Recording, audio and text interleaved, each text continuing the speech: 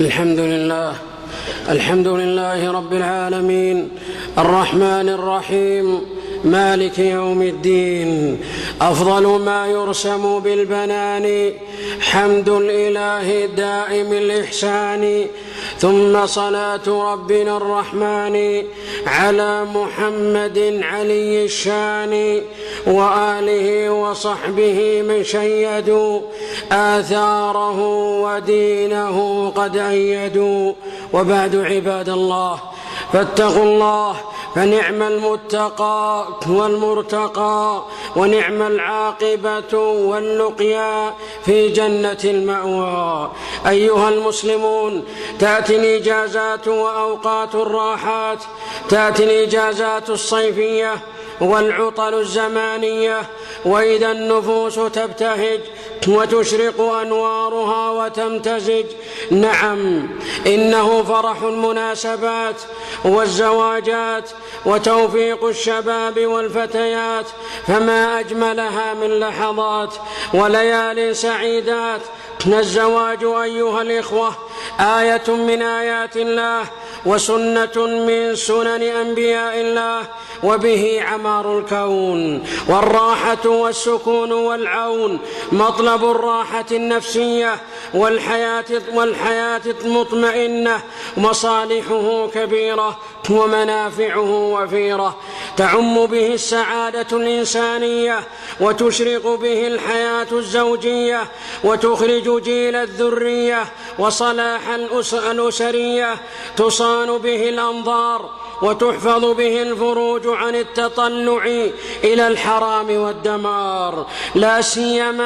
لا سيما ونحن نعيش أزمنة شهوانية وقنوات ومنتديات عنكبوتية تدعو إلى الرذيلة وتنشر الفاحشة السخيفة. ليس الحديث عن الزواج وآثاره، فمنافعه لا يلحق له غباره بقدر، أيها الإخوة، ما نحمد الله على زواج شبابنا وفتياتنا. تأتي الإجازات وتأتي تلك الدعوات والبطاقات هنا وما هو آت، فنسأل الله لكل شاب وشابة ومتزوج ومتزوجة أن يجمع بينهما بخير، وأن يحفظهما من كل أذى وضير، وأن يوفق المتزوجين ويصلح لهم الأزواج والبنين. إن الزواج نعمة ومودة ورحمة ودرع وحصن وجنة، تقام الحفلات وتدعى لها الفئام، ويتواصل القريب والبعيد، ويتصل الأقارب، ويجتمع الشمل، ويتبادل الناس السلام، ويرتبط الجميع، وتعلوهم الفرحة وترمقهم المسرة، وتحلو لهم البهجة، الكل صغارا وكبارا، رجالا ونساء، يعلن النكاح ويشعر بالفلاح، ويوضع له وليمة كما جاء عن المصطفى، وتبتهج النفوس بالدعاء، وترسم الشفاه على الأفواه تلك الابتسامة ودعوة الإله. فهنيئا لزواج كان على وفق الشريعة، متلمسا الهدى ومنابيعه، اجتماع والتئام وترابط وسلام، دون إسراف أو تبذير أو غلاء مهور وتعسير، بعيدا عما يكدر صفه من المنكرات ويشوبه من المخالفات.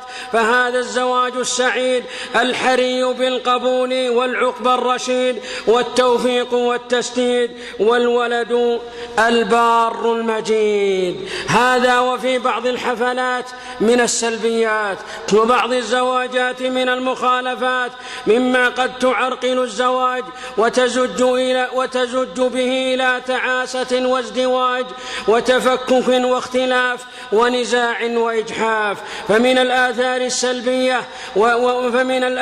السلبية منها وتعاني منها الحياة الزوجية غلاء المهور وارتفاع الصداق والمساومة عليه والمباهاة به وصارت الفتاة كأنها سلعة تجارية، والشاب يتحمل ديونا مالية، ناهيك عما يتبع المهور من قصور باهظة وفنادق عالية وقاعات غالية وسفرات آكلة ومقدمات قبل الدخول للعائلة، بل آل الأمر أن يكون العقد في قصور وفنادق وكأنه زواج لاحق. ومن الآثار السلبية في الزواجات الصيفية استئجار القصور والقاعات للأفراح والمناسبات بأموال وآلاف من المئات قصدا للتفاخر والمباهاة والتكاثر وتحمل أعباء ذلك من ديون وأقساط، فيبقى العمر دون انتهاء وسداد.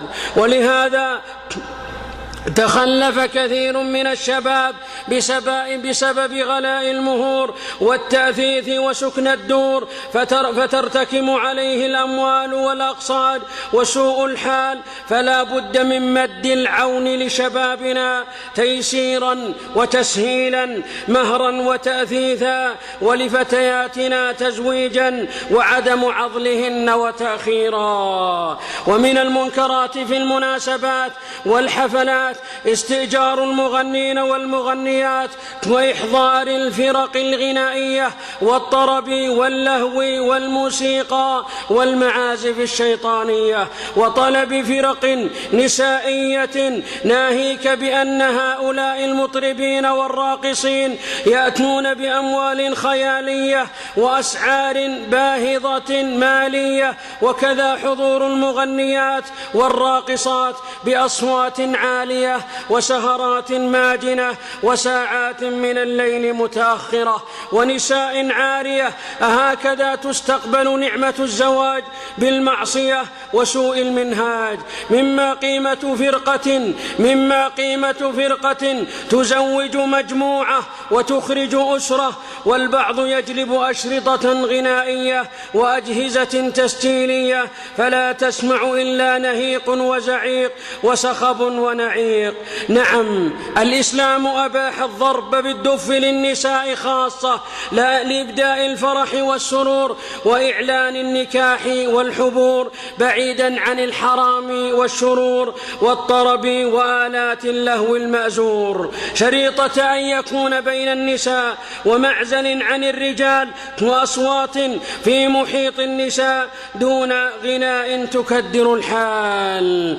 ومن السلبيات أمة العطايا والخيرات التصوير والإسراف فيه وعدم احترام الآخرين وكبار السن والحاضرين، فمن كان له وجهة نظر فليكن في نطاق محدود وزمن معدود، لا من الدخول حتى الخروج، حتى أن ذلك يسابق أنفاسك والولوج، فتذهب معه أهبة الاجتماع وتبادل الحديث وأطراف السماع.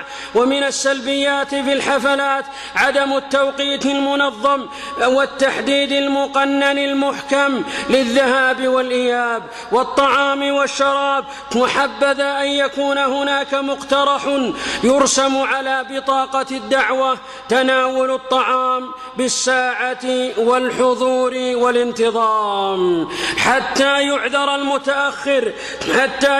المتأخر ويحترم المتقدم ويحافظ على الوقت، فلا تذهب ساعات بدون فائدة، فاحترام الأوقات دليل على الرقي ونماء الحضارات. والحفظ على اللحظات، أما أن يجلس المرء طول ليله وساعات متعددة لتناول وجبة فيذهب من وقته أضعاف ذلك، فبهذا يذهب الوقت بدون فائدة. ومن الآثار أيها الأخيار ما يحصل من اختلاط بين الجنسين بحجة الفرح ورؤية النساء ومصافحتهن، وهذا من حبائل الشيطان وإغوائه للإنسان. ومن منكرات الأفراح أمة الخير والصلاح ما ينتشر بين أوساط النساء من الألبسة العارية والضيقة المشقوقة المفتوحة والألبسة الشفافة الرقيقة والأدهى والأمر البنطال والجنز أمام الرجال، وكذا ألبسة الصغار من ثياب قصيرة وأكتاف بارزة وأحجام محددة وعباءات مطرزة وأطياب فواحة، وهذا مما يندى له الجبين في حفلات الأعراس من موضات فاضحة وأجساد بادية وثياب ضيقة وأجسام وألبسة شفافة. وبعض النساء أو بعض ضعاف الرجال يحتج بأن هذا إنما هو بين النساء لا غير، وهذه حجة واهية، فيجب عليها أن تتستر كسترها عند محارمها، ولا يظهر إلا ما يظهر غالبا من لباسها وعند محارمها فعلى الرجال الغيرة على محارمهم ونسائهم، وعدم الذهاب إلى زواجات مشتملة على محرمات، ومنعهن الحفلات الماجنات. هذا، وأسأل الله الكريم أن يوفقنا لمراضيه وأن يجنبنا أسباب سخطه ومناهيه، وصل اللهم وسلم على نبينا محمد.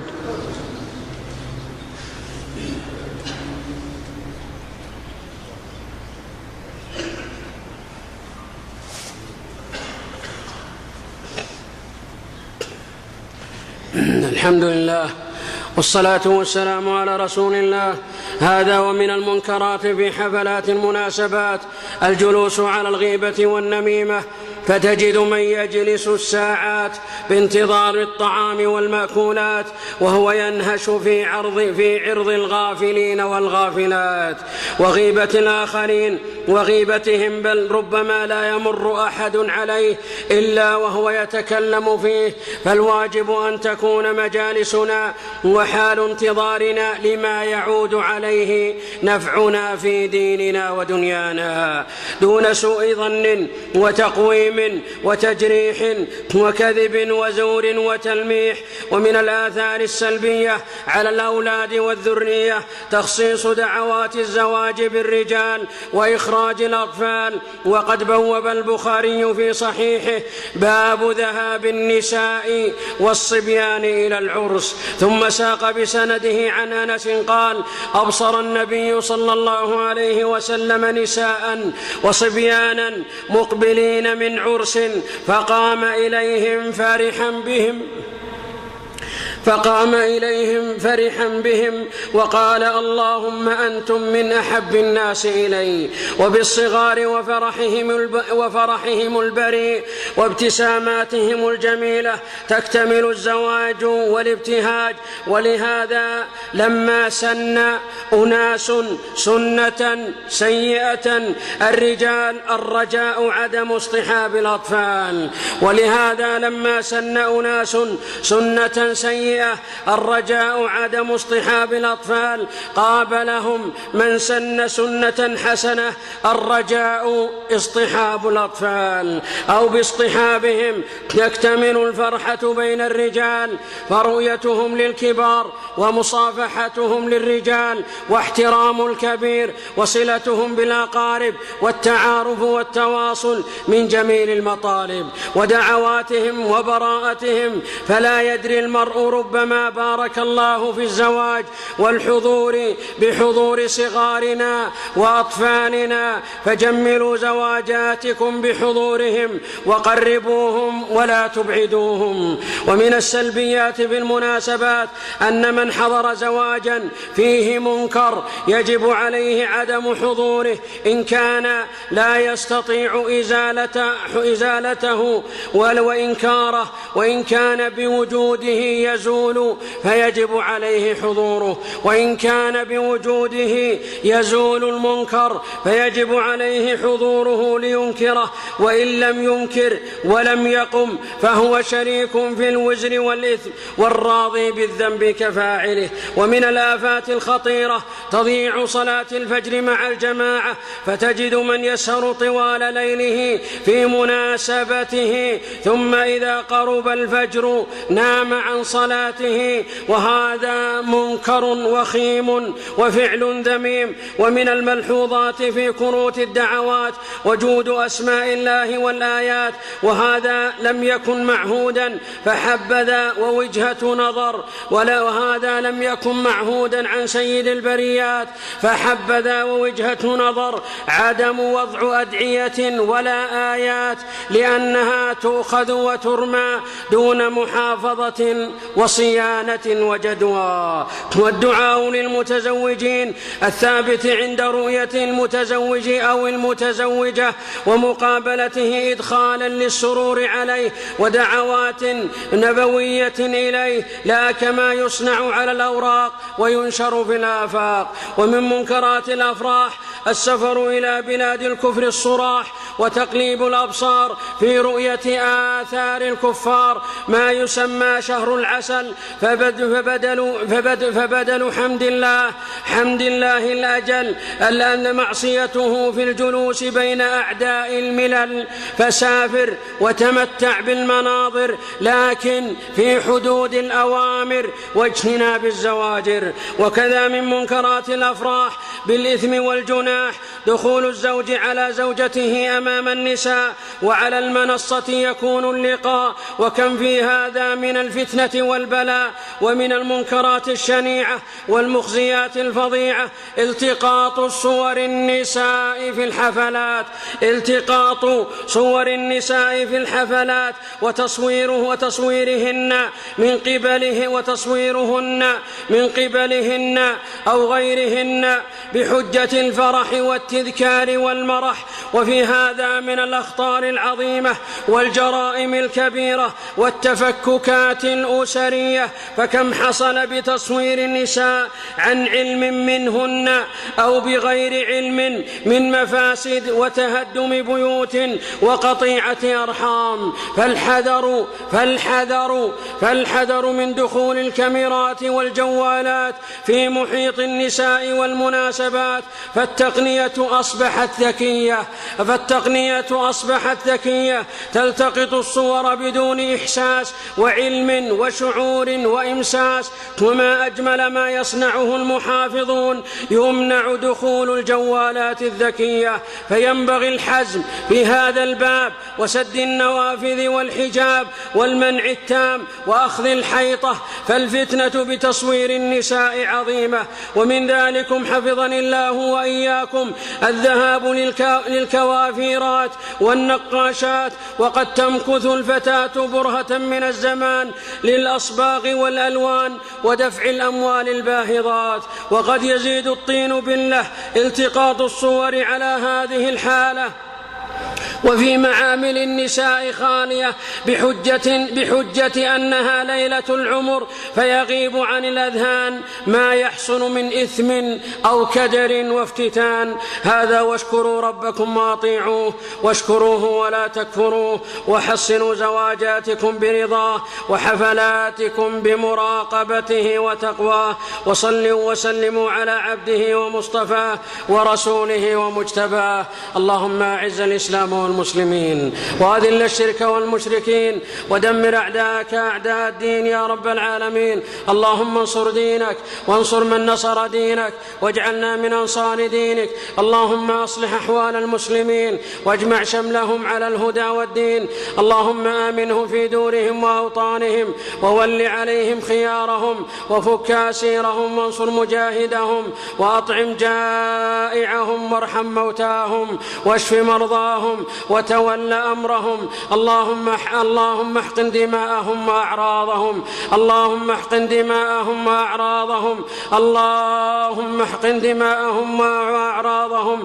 اللهم ادفع عنا وعن المسلمين والمسلمات الفتن ما ظهر منها وما بطن. اللهم ادفع عنا وارفع عنا وعن المسلمين الفتن ما ظهر منها وما بطن يا ذا الجلال والإكرام. اللهم آمنا في دورنا وأوطاننا، وأصلح أئمتنا وولاة أمورنا، وفق ولي أمرنا لما تحب وترضى، وخذ بناصيته للبر والتقوى، واجعلنا وإياه وإياكم من أولي النهى، وأمتنا حين ترضى. اللهم اغننا بالعلم، وزينا بالحلم، وأكرمنا بالتقوى، وجملنا بالعافية. اللهم احنا في عافية، وأمتنا في عافية، واحشرنا في عافية، وأدخلنا الجنة في عافية يا ذا الجلال والإكرام. اللهم ثبتنا على الكتاب والسنة، وتوفنا عليهما يا ذا الجلال والإكرام.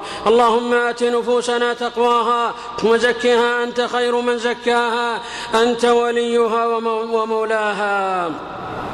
اللهم اشف مرضانا، اللهم اشف مرضانا، اللهم اشف مرضانا ومرضى المسلمين، وارحم موتانا وموتى المسلمين. اللهم يسر لنا أمور الدنيا والدين، اللهم يسر لنا أمور الدنيا والدين. اجعل لنا وللمسلمين والمسلمات من كل هم فرجا، ومن كل ضيق مخرجا، ومن كل بلاء عافية. اجعل أيامنا القادمة خير من أيامنا الماضية، أنسا وانشراحا، أمنا وإيمانا، صحة وعافية وتقى يا ذا الفضل والمن والجود والعطاء. ربنا لا تزغ قلوبنا بعد إذ هديتنا، وهب لنا من لدنك رحمة، وهب لنا من لدنك رحمة، وهب لنا من لدنك رحمة إنك أنت الوهاب.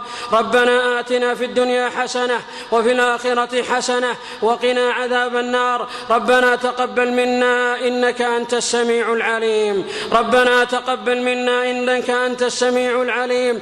اللهم اغفر لآبائنا وأمهاتنا كما ربونا صغارا، اللهم اغفر لهم. اللهم من كان منهم موجودا فمتعه بالصحة والعافية والاستقامة والهداية، ومن كان منهم قد أخذته المنية فاغفر له وارحمه وتجاوز عنه، وافسح له في قبره، ونجه من النار، واجمعنا به في دار الأبرار يا عزيز يا غفار. اللهم لا تفرق جمعنا إلا بذنب مغفور، وسعي مشكور، وتجارة لن تبور، وكن لنا في جميع الأمور يا عزيز يا غفور. وصل اللهم وسلم وبارك على نبينا محمد وعلى آله وأصحابه أجمعين.